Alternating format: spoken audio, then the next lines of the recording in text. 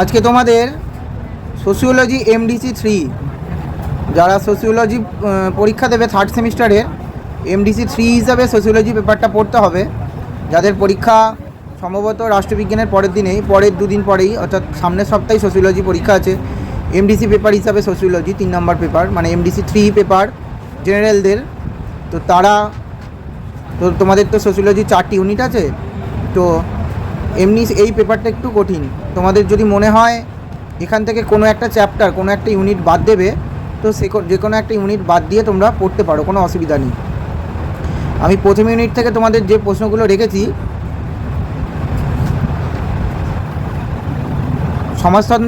সমাজতত্ত্বের বিকাশে জ্ঞানদীপ্তির ভূমিকা, অর্থাৎ সমাজতত্ত্বের সঙ্গে জ্ঞানদীপ্তির যে সম্পর্ক সেটি বিশ্লেষণ করো। প্রথম করো এটা।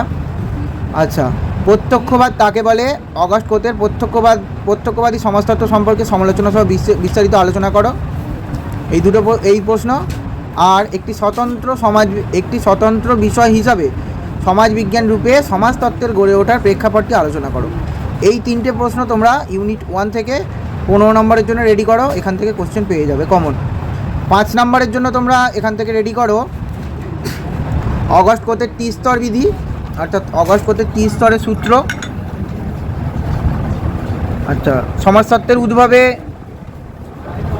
মন্তেস্কুর অবদান।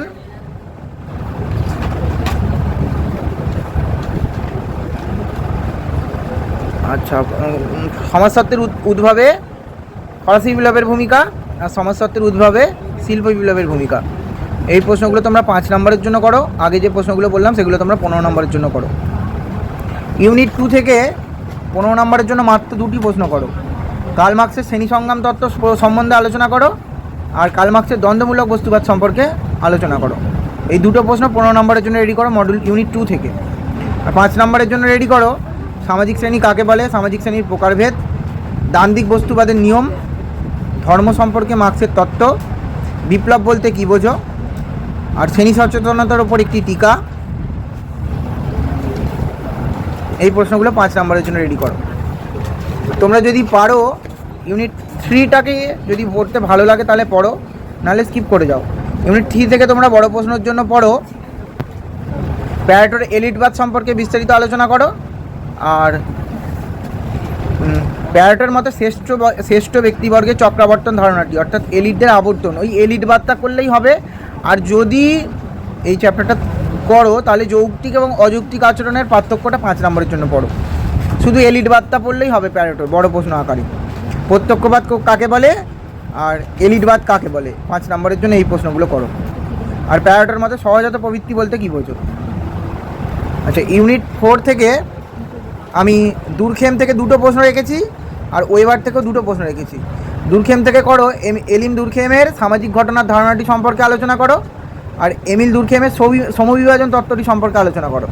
আর ম্যাক্স ওয়েবার থেকে করো ম্যাক্স ওয়েবারের সামাজিক ক্রিয়া তত্ত্ব সম্পর্কে আলোচনা করো, ম্যাক্স ওয়েবারের ধর্মমত এবং পুঁজিবাদের বিকাশ তত্ত্ব সম্পর্কে আলোচনা করো।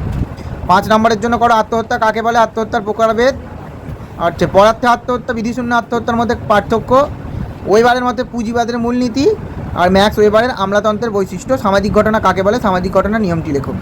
এই প্রশ্নগুলোকে তোমরা 15 এবং 5 নম্বরের জন্য যাদের সোশিওলজি এমডিসি 3 আছে তারা এই প্রশ্নগুলো রেডি করো।